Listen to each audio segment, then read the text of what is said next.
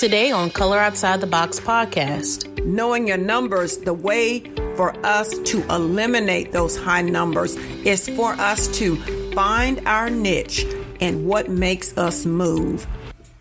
Color Outside the Box is a podcast series that focuses on creating a better you. Whether it's advice about family, relationships, raising children in this technological world, marriage, or careers, we seek to find the answers to help you live your best life. So start your Monday morning off right with me, your hostess with the mostest, Princess Miller, on Color Outside the Box right here on iTunes and everywhere podcasts can be heard. Well, good Monday morning, and thank you for tuning in to the Color Outside the Box podcast. I am your hostess, Princess Miller, and we are back with Dr. Ruby McMillian. She is the owner and CEO of the Kingdom Prescription with the Lean Start program. Dr. Ruby, how are you doing this morning? Oh, well, Princess, I am well and excited to be back on week 3. Oh, because we're going to talk about how to recognize our numbers and how to make those changes. Yes. I don't know if this show should have went before the other 2 shows that we talked about, but I'm excited about this show because there's power in knowing your numbers. So let's hop into it. How to read your numbers is what we're going to be focusing on today. And so when you go to the doctor and you have a blood work done, there are a number of numbers on there, a series of numbers. And so we need to know how to read those numbers, how to understand them. Give us some insight into that, Dr. Ruby. This is one of my passionate areas because I know working in hematology for about 12 years, I recognize the importance of your blood work numbers. And when we're saying reading your numbers, I'm specifically, first of all, talking about your metabolic numbers, meaning your blood work numbers. Each laboratory has its own system. And I want you to be aware that there could be 2 or 5% difference in the exact numbers because each lab has just a different calibration. Okay, so don't be alarmed by that. But learning your metabolic numbers is going to save your life. I want you to think of this every time, as Princess was saying, you go to the doctors for your annual or whenever you go in an emergency. The first thing they do is they call us. They used to call us when I worked in the lab. They would call you to come in to do the blood work because the doctor could not make a diagnosis unless he had your labs. He needed to see what was out of sync. All right. And the way that I want you to remember this to get a full grasp is once your car breaks down, it needs to be towed. Most of the time it's just down, it's gone. You need help. So the help is getting it towed. Now, when you get there, they put the car on a machine and they get a diagnostic readout. Just like your automobile tells that mechanic what's wrong with that car, do you know your blood work tells a doctor what's wrong with you? So learning to read those numbers and to learn when you are at risk for something, or to learn when you've had too much of something, and to learn when you are not within normal limits, can change and empower your life. It can help you to be healthier in every area of your life. And especially when we're talking specifically about type 2 diabetes, high blood pressure, and we're talking about acute renal failure. Those 3 areas are what we're discussing right now. Okay, so tell us when we get that readout, what are some of the numbers? What are some of the things that they're looking for when they pull for blood work? Okay, when we go in, especially for us in those areas that we're talking about, how to prevent type 2 diabetes, renal failure, and high blood pressure, we want you to make sure that you look at, first of all, they're going to look at your blood sugars or your blood glucose. They're going to look at your hemoglobin A1C. They're going to look at your sodium levels. They're going to look at your magnesium levels. They're going to look at your total cholesterol numbers, including your triglycerides. They're going to look at your calcium numbers.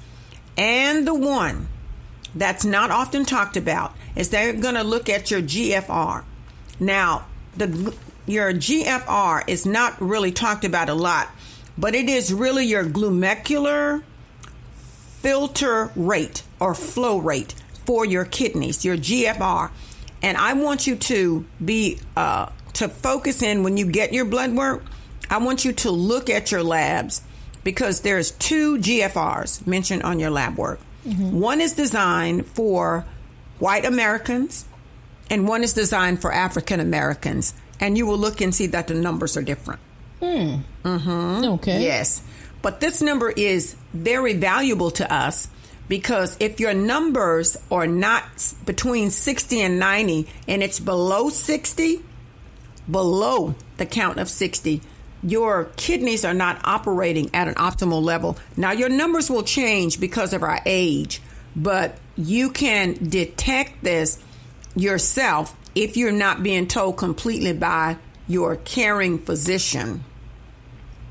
You can make sure that you now know. You can talk with them. When you get your blood work and look, and you can ask questions like, said my GFR for an African American is at 57 or it's at 55. What does that mean for me? Mm-hmm. Okay, because we don't know your age and everything else that's going on with your body, but always question that. Said because I've learned that anytime that I'm in the 50s, that my kidneys are not working well. Is this true, doctor? Ask those questions. So when we learn these numbers, we will learn that our blood glucose or our blood sugars, looking at staying in the numbers between 70 and 98, that your blood sugars are staying at a pretty balanced level. Mm-hmm. Okay, when your hemoglobin A1C, I really want to talk about this one for just a moment. Okay. The normal range for your A1C is 4.5 to 5.8.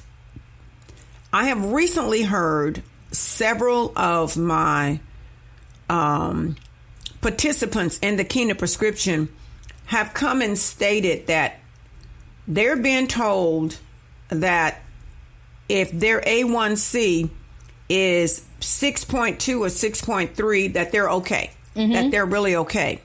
Well, now, I don't know what your A1C was prior to that particular one, but I want you to understand where you need to be normally, and that is 4.5 to 5.8. And know this fact, that if your A1C is over 6, that means that you have actively sugar that is running rapid in your blood that's not being absorbed by your muscles. So that means that diabetes is slowly killing out the muscles in every major organ in your body. That's truth. If your cholesterol continues to be high, you are then causing your body still to play cousins with high blood pressure. When you have high cholesterol and you're clogged up, your blood pressure is going to stay high. So then you put yourself in line to be down the road to being at risk for a stroke or at risk for a heart attack. So these numbers are vital for you to understand why it's important for you to know and for you to be an advocate and keep records. Now, you talked about in the last show why some really good tips on what we could do ourselves to be proactive and to bring our high blood pressure down and possibly even eliminate it. Yes. But give us some more tips as to what we could do to make sure that these numbers are staying where they need to be. Okay. This is where we take our own responsibility. There has to be a change in whatever we place in our mouth. Let's just open that door. We need to make sure that we take steps to give our body the proper foods and nutrients that we need. Okay, to have a consistent blood sugar that's going to be level. It's going to be reflected by what we eat. It's simple. The cholesterol, high blood pressure, all of it plays a part.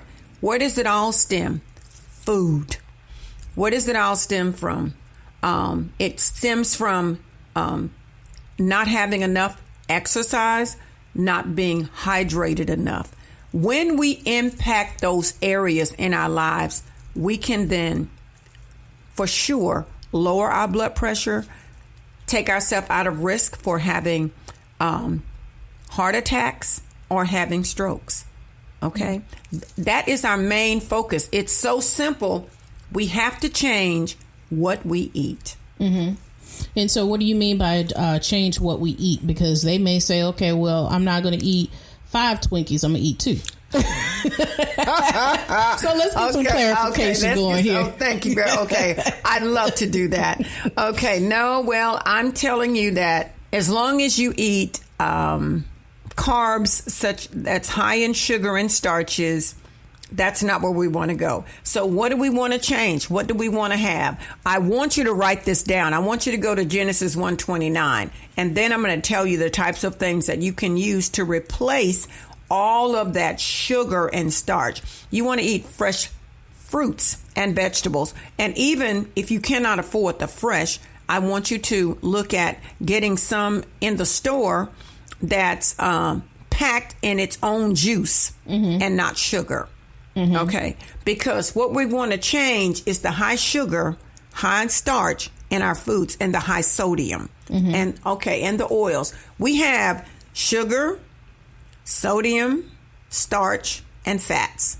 Those things need to be put in a proper perspective for our bodies to be able to metabolize the nutrients in it for us to be healthy. So when you're asking me, where do we start? What we eat. So no, we're not eating Twinkies, but you can make yourself a fruit compote. No, we're not going to eat mashed potatoes with gravy and all of that. But you can eat some cauliflower and mix some broccoli with it, and then add some cheese on it if you like. That's a better alternative. And yes, you can still have fried chicken, but it'll be oven fried chicken or it'll be air fried chicken. Mm-hmm. Okay? It's the way that you prepare it for your body. Okay? If you're having big beef burgers and big fries all the time from your drive-through places, I want to encourage you to make a change. I'd like to encourage you to do the 2-meat burger, which would be beef, real lean beef, and either mixed with turkey or chicken. Do you hear what I said? I want you to make a slider, make your own.